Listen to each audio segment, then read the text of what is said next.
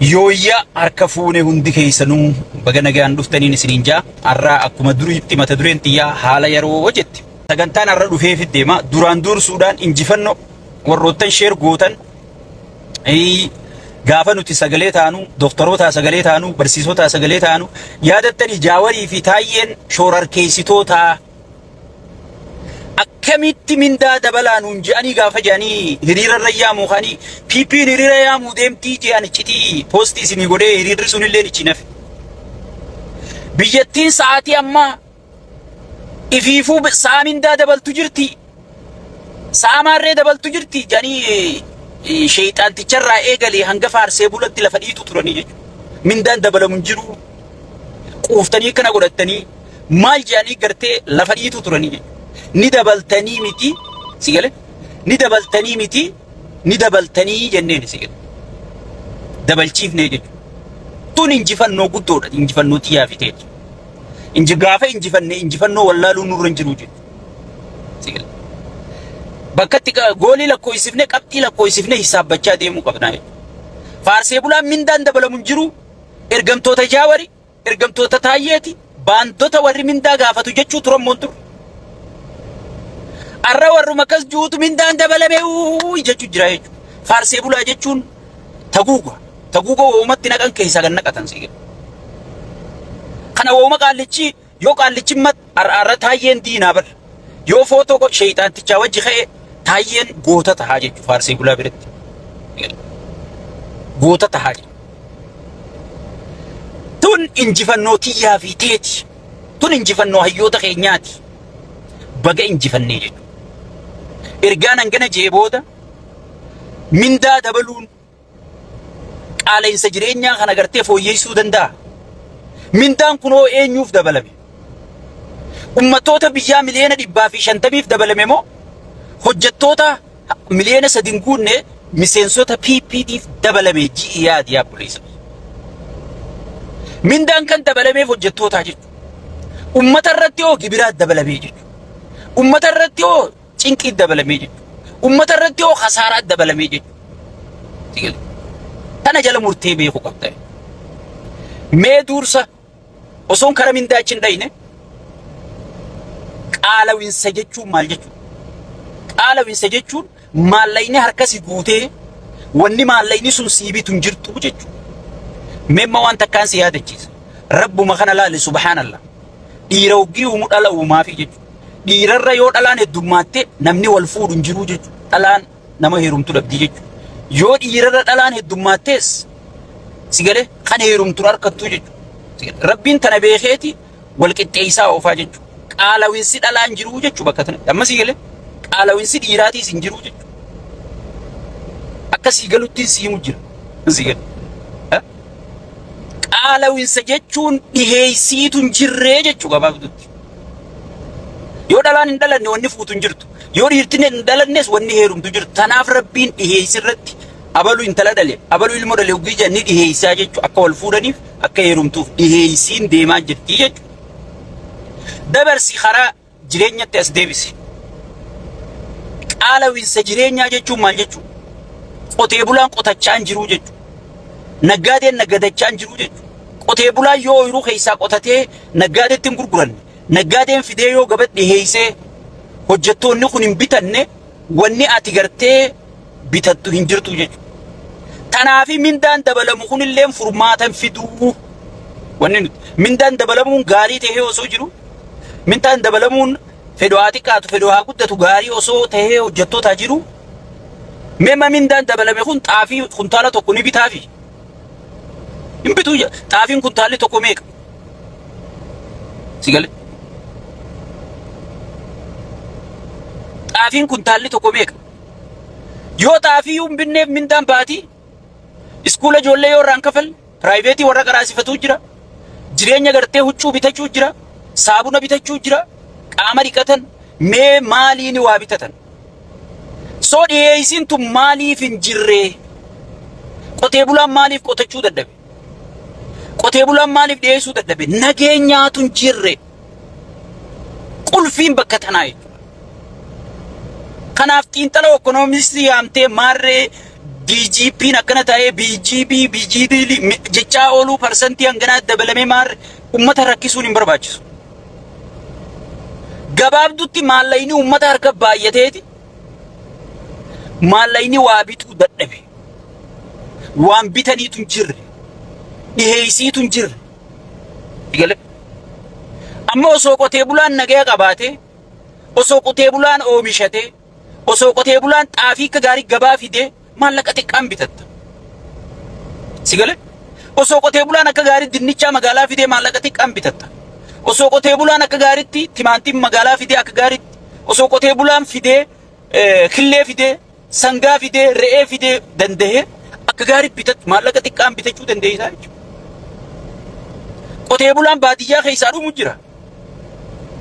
Naggaadeen sodaadhaa deemee chii bituu hin danda'u. Yoo dhaqee wanni inni bituu hin jirtu ni ukkaamsama. Amma kunoo sulultatti kan impoostii isinii godhe na jala gasseentanii ilaaluu dandeessan. Sulultaa bakka inni gartee masaraa mangistiitiin itti ijaarajee afaan banu jiru sanitti namoota 80 ol butanii jechuudha. Ka gabaa muluu jedhamtu dhaqatee daldalatee maallaqa kiisha kaatee yaa'u hanga dandeetti. Namni sun amma kasangaa bitee hoteelaa qaluu deemuu jira. Kasangaa bitee gabaa sulultaa fiduu deemuu jira. Kasangaa shunkurtaa bitee gabaa sulultaatii dhiyeessuu deemuu jira. Finfinnee dhiyeessuu deemuu jira. Amma ukkaanfamee jechuudha. Arraba bakki sun irru moo irruu miti. Qotee bulaa yoonii fi jarri kun dhufee irraa hin binne yoonii fi ji'uu qotachuu hin danda'u. Jarri kun hoggii dhaqee waan bitu naru. Qaala'insa jireenyaa jechuun gabaabdutti dhiheessiitu hin jirre jechuudha. Kanarratti mindaa gartee kuma takka dabaltee kuma dhibba takka dabaltee yoo wanni ati bitattuun hin jiraanne bu'aa maal qaba. Tanaafi hayyoonni wanni isaan isiniin jechaa jiran mindaa dabaluun furmaatan fidu. Ifiifuu gaaza firfirsuudha. Amma gartee mindaan dabalame amma dura hanga jedhanitti ummanni kiraaf irraa kafaluu dadhabee, barsiisaan kiraaf irraa kafaluu dadhabee, dooktarri kiraaf irraa kafaluu dadhabee namni bishaanii yaa'ee qurxummii nyaatamaa jira jechuudha. Amma hanga isaan labsii baasanitti manni duruu samii seenee jechuudha. Manni duruu samii seenee jechuudha. Saniifuu furmaanni nageenya buusuudha.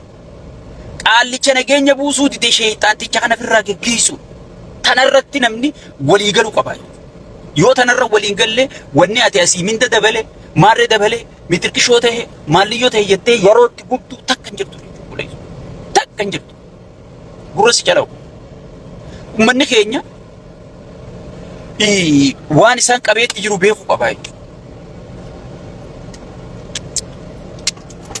Namni tokko dursa wanni isa barbaachisu qotachuudhaaf, daldalachuudhaaf, naggadachuudhaaf, barsiisuudhaaf, barachuudhaaf nageenya isa barbaachisa. No matter what. Jaalattee jibbite. Yoo gabbaate ni ukkaamsamte. Yoo ol deebitu manaa sirra gubata. Yoo ooyiruu dhayxe ooyiruu keessatti soomaleen ajjeefamte. Finxaaleeyyi naannoo Amaaraa tana biyyi ijaareen sheexaantichi ijaareen ajjeefamte. Sigale. Memma Wallaggi amata meeqanii oomishatte. Yoo isaan oomishatan tuulaa guban dhufanii shawaan ni oomishatte. Sigale. Kan faarsee bulaan akka agartee faallee leellisaa fayyisaa maaliif faalleen leellisaa sunfaan osoo labu taa'ee miliyoona 5 boolla qotu sharmuutaa miliyoona 5 kafaluu jechuun maanaan ayatoota kana. Jaltu keessaa namni ukkaamsamaa jechuudha. Jaltu keessaa namni dhumaa jechuudha. Miliyoonni 5 sun silaa uummata jaltuu sanii bishaan baasuu hin danda'u. Inni dogoggoraan farshoo ofirra dabarsee miliyoona 3 faa katabaa jechuudha cheeka. So amma kana fa'aatu gartee sagalee uummataa osoon uummanni ukkaamsamu, osoon uummanni dhumu, osoon uummanni kana ta'u sigale mootummaa Oromoo siin jaa jechuudha. Sheexaana kanatti umuruu godhe. Ani wanni isiniin jiru waan nageenyin buuneen mindaa dabaltaa miti waan feete godhe. Bu'aa maal qaba? Dhukkubsataa akka faallee leellisaa kana fa'aa kaabinee godhattee namicha mataa baaldii sanfaa kaayyoota xiqqeessu, kaayyoota arrabsu, ifjala keeyse harroota ifjala guurte hayyoota ifjala yaafte wanni ati fiduu dandeessu hin jirtu jechuudha. Mindaan maaliif dabalame? Mindaan piippiin jaalattee dabaltee hin jirtu muddamtee dabalte. Kunuu hujirra noollee jechuudha. Ummanni gartee maskaram kanatti takkaa fulbana kanatti of qopheessaa jira. Shayxaana kanatti xumura gochuuf karaa wabootiin haa ta'u, karaa fannootiin haa ta'u, karaa TPLFiin haa ta'u tokkummaan ijaaramaa jirti. Sigale namni if qopheessaa jira, qeeroon qophaawaa jirti, doktarri qophaawaa jira, barsiisaan qophaawaa jira, hayyoonni keenya sirri dalagu jira jechuudha. Arra gartee sirni wasakaa gartee dalagaa hayyootaa kana hubate wallaalaa fi wallaaltuu telefoona bitee harka kaa'ee barri gaafuudhee miidiyaa nama maraataa hunda harka galche hayyoota kana xiqqeessisiisu maatii hayyootaa xiqqeessisiisu sigale tokkummaa sabaa diigu gosaan nama walitti kaasu naannoon nama ijaaru sigale kanarra bobbaasee jira maal siin jaa si caalaa si yaada hoggi dhufe amaarri jaara amaaraa fi Tigreen shaabiyaan jaaramaniiti kuushii biyya numaatu kuushitti ol guddisanii kuushii biyya bulcha jedhanii nuti seemeetii biyyarraa facaanee jedhanii gayyaa jiran meeqamtaan siin jaabe dhufee bare si caalaa sabboonaa ta'e si caalaa aabaa'oo ta'e si caalaa woboo ta'e dhufaa bare eenyu ol ta'eef dhiyeessee dhufa. Piippiin tunillee waa faayidaan qabdu isilleen mooyyeedhaa yoo hirkatanillee nama jalaa jiiti meeqamtaana garuu furmaanni biroon jiru isaanuma kana jabeeffanne isaanuma kana gorfachuu siin jaa boodar piippii ta'uu waan ati beektuun siin filannoo ati qabdu hunda si cuccufaa jechuudha karaa ati qabdu hunda yoo karaa kana gorree yoo karaa marroo kana gorree waay marroo numa harkaa qabu yoo karaa jaawar kana gorree waay jaawar maa yoo karaa taayyee kana gorree waay maal harkaa qaba ifeefuu hidha jira siin jaa karaa hunda si cufaa jechuudha duuba furmaanni maal yookiin jette bakka namichuma kana wanta godhachuudha maaliif sabboonaa godhanii sitti ergan siin galee leenjifamee tolfamee miidiyaaleen hundi bitamee jiran siin jaa miidiyaan biyya alaa kun guutuun warri fannoon nu dhufa jira juu cufa keessa isaanii keessa waa dhufanii amma duraan isin jira keessattuu ispeeshaalii qaallicha shabboo miidiyaa irra taa'u san sigale namni waboo diigee namni rakkina waboon qabdu guutuu saaxilee sigale rakkina keessatti ijoolleen furachuu jirtu hunda wal fixu jira wal gatu jira maarree jee sanyii hunda akka galu warri goosise qaallicha san fa'a amma maal jaan sigale warri akkasii sun ta'aniiti furmaanni biroon jiru maarree nu dhufu jirti mitirqishoon nu dhufu jirti adeero Tigree fi Amaararra namni dheengadda wal fixin jiru osoon akka teenyee laayif ilaallu. Seenarraa akka Minilik Oromoo fixe jechuu seenarraa dhageenyetti hin dhageenye. Ija teenyaan laaluu turre. Osoon isaan dhalaa Tigreetti mismaara cabsanii laaluu turre. Lafarraa finna jechuu sagalee isaaniitu jira. Jarasantu arra ay ummanni keenya dhumuu jira ka ummata keenya fixu jiru kanummaa waliin nu fixe sunu kana shayxaana guddaa kana jee walii galu jira nuti immoo seenarraa jechuu jirra seenaan tun tattii hidhamtee jira tarraa irratti jira ganaa seenaa hayyoota seenaatiif dhiifna Amaara bara hoggii isaan nu fixan nuti ija teenyaan hin garree garuu jarri kun hoggii ilmaan isaanii fixan manaa wajji guban ijaan wal argu ilaa ammaa viidiyoo jira sii taphachiisuu hin dandaasi. Maasinja lidatu wajji taa'ee jaawari maarree wajji lidatu isaa nama jeesu ragaani qabda yoo jettiin hin jiru.